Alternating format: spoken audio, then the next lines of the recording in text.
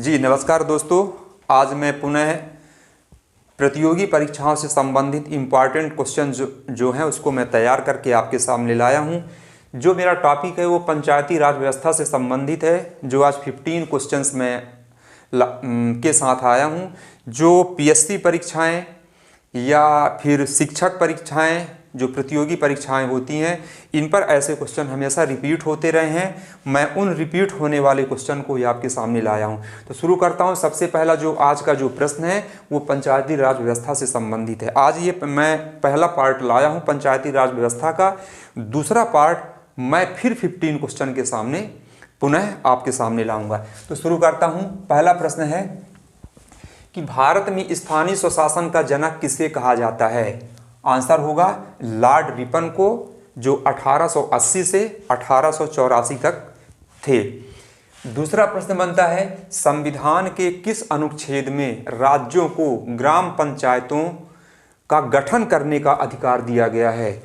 उसका आंसर होगा Indian constitution के आर्टिकल नंबर 40 में, अर्थात भारतीय संविधान का अनुच्छेद 40 में इसकी व्यवस्था की गई है।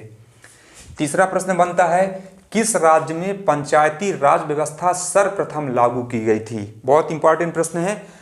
इसका आंसर होगा राजस्थान में सबसे पहले से लागू किया गया था 2 अक्टूबर 1959 को नागौर जिले में। चौथा प्रश्न बनता है, कौन सा संविधान संशोधन अधिनियम पंचायती राज व्यवस्था से संबंधित है? अति महत्वपूर्ण प्रश्न है।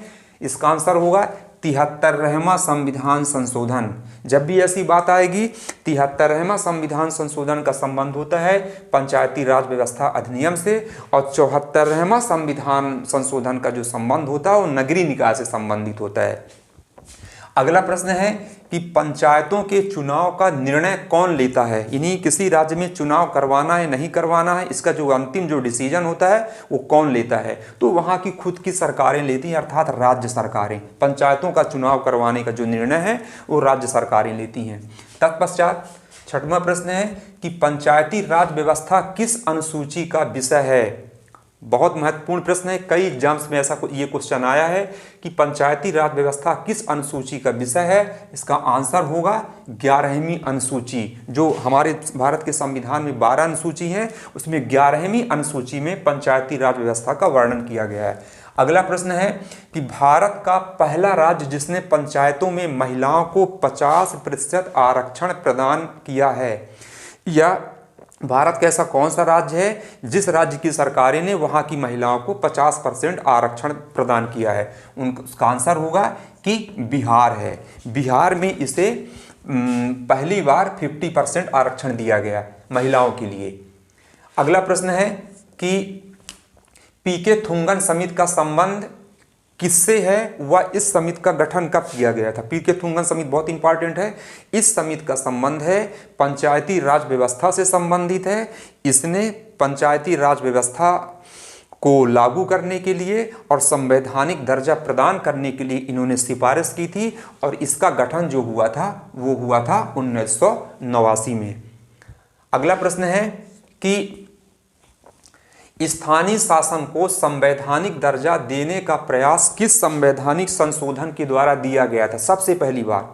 बहुत अच्छा प्रश्न है और बहुत इंपॉर्टेंट प्रश्न है कि सबसे पहली बार भारत में स्थानीय जो शासन है को संवैधानिक दर्जा देने का प्रयास कब किया गया था? ये 64वें संविधान संशोधन विधेयक को लाकर किया गया था, और सबसे पहली बार ये विधेयक लाया गया था 1989 में, जब देश में केंद्र में राजीव गांधी प्राइम मिनिस्टर थे। उस समय उनकी सरकार थी। हालांकि ये फिर सफल नहीं हुआ था, क्योंकि लोकसभा में तो पारित हो गया था, फिर राज्यसभा में नहीं हो पाया था। उस समय लोकसभा भंग हो गई थी। तो कुल मिला के स्थानीय शासन को संवैधानिक दर्जा देने का जो प्रथम प्रयास किया गया था सबसे पहली बार, वो 64वें संविधान संशोधन 1989 में किया गया था। उस समय देश के प्राइम मिनिस्टर राजीव गांधी थे। अगला प्रश्न है कि किस समिति की सिफारिशों पर भारत में पंचायती राज व्यवस्था लागू की गई थी? बहुत महत्वपूर्ण प्रश्न है। वो है बलवंत राय मेहता समिति। इस समिति की सिफारिश पर ही भारत में जो त्रिस्तरीय जो होते हैं उसी के आधार पर, उसी की सिफारिश पर यह व्यवस्था लागू की गई थी। 11वां प्रश्न है किस अनुच्छेद में पंचायती राज व्यवस्था का वर्णन किया गया है? इंडियन कॉन्स्टिट्यूशन के कौन से आर्टिकल में पंचायती राज व्यवस्था का एक्सप्लेन किया गया, वर्णन किया गया? अनुच्छेद आर्टिकल नंबर 243 अर्थात 243, अनुच्छेद 243 में पंचायती राज व्यवस्था का वर्णन है। अगला प्रश्न है 73वें संविधान संशोधन अधिनियम कौन सी अनुसूची को संविधान में शामिल किया गया है? जिस समय 73वां संविधान संशोधन हुआ था उस समय किस अनुसूची को जोड़ करके पंचायती राज व्यवस्था की व्यवस्था की गई है? वो रहेगा 11वीं अनुसूची। 11वीं अनुसूची के में ही पंचायती राज व्यवस्था को शामिल किया गया था। वो संविधान संशोधन होगा 73वां संविधान संशोधन। तत्पश्चात 13वां जो प्रश्न बनता है वह संविधान के किस भाग में पंचायती राज व्यवस्था का प्रावधान किया गया है? किस भाग में? ये भाग है तो भाग रहेगा 9।